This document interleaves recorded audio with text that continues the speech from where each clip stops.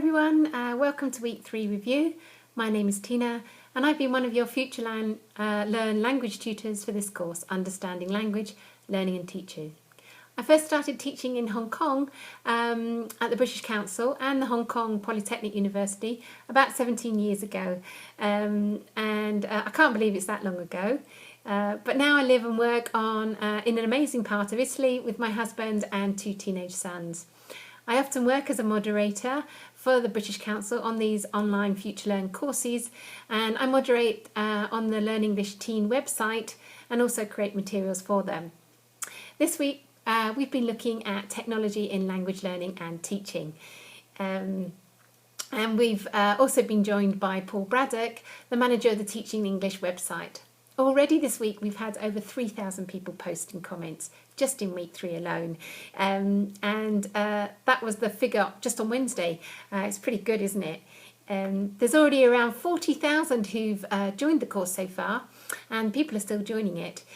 Even 1,200 of you have finished the course, which is amazing. So congratulations to those who've completed it and also have bought the certificate of participation. Now, in step 3.2, Paul introduced us to the differences between the online learning and face-to-face learning. Many of you left some wonderful comments and on your thoughts about the key differences between the two. Here are some of them. For the online learning, some of the pros: there's no pressure. They can be flexible and you can go at your own pace, and you can also connect with global discussions around the world.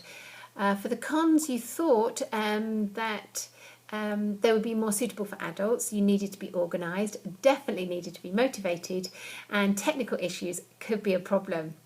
For face-to-face, you thought that it was essential for young learners. Real interaction in the classroom was a big plus, as was real-time feedback. Many of you like the idea of a combination of the two of them. Step 3.4, Paul told us about technology and which could be used for online learning and languages. There's been an interesting discussion going on in this step, which you'll have to have a look at. I won't tell you anything about it, but I'll leave the link below so you can check it out yourselves. I love reading your comments on these courses, and it was what makes the courses for me. In step 3.5, which was about engaging with online learning, you've been sharing your own experiences, whether good or bad. So I just want to read you one that I loved from Gulnara, and she wrote, I've tried taking online courses several times, but every time I gave up. However, I have just completed my first course on Future Learn and now doing another one. Although you are free to do the course in your own pace, you realise the course is going on and you don't want to stay behind the course, or behind the group, sorry. You want to read up on the up-to-date comments in discussions and watch the online clinic with the educators. And there is no home assignment. It doesn't mean that we don't learn though. On the contrary, we do. I'm going to pass you over to Josh now, who's also been a moderator on the course. Thanks for joining us on the course. I'm really enjoying it. I hope you do. Enjoy the last week and hopefully see you on another course. Bye. Thanks, Tina.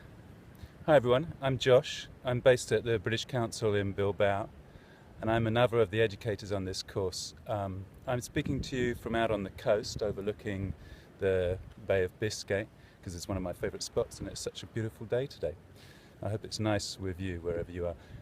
Anyway, as usual, I've really enjoyed reading through your comments. You really got me thinking a lot, and hopefully you also got one another thinking and made a whole lot of new connections. So talking about making connections and learning by making connections and connectivism, on step 3.9 Lynn shared a link to one of Sugata Mitra's TED Talks, and that seems to have inspired a useful conversation for several participants. So I'd recommend you have a look at that. The links should be added below quite soon. Another comment that I think many of us can relate to is the problem of too many connections. There's a conversation about that started by Ersebet. Apologies for my probably terrible attempt to pronounce your name. Maybe you could use Vocaroo or Forvo or something to send us a comment and a link to the correct pronunciation. Anyway, Elisabeth's comment talks about that problem, making too many connections and what we can do about that in modern connected digital worlds. Moving on, I've only had time to scan through a few of the comments. If only I had time to scan through all of them. I wish I could, but I can't. So I'm just going to refer to a few more of your conversations that caught my attention. Obviously, I will have missed several really good comments. So if you think I did, please do add your thoughts and links to the best conversations and comments below. So several participants found the step about the roles of e-tutors useful, and it seems to have got people thinking, certainly got me thinking about my role as a moderator or educator in this course.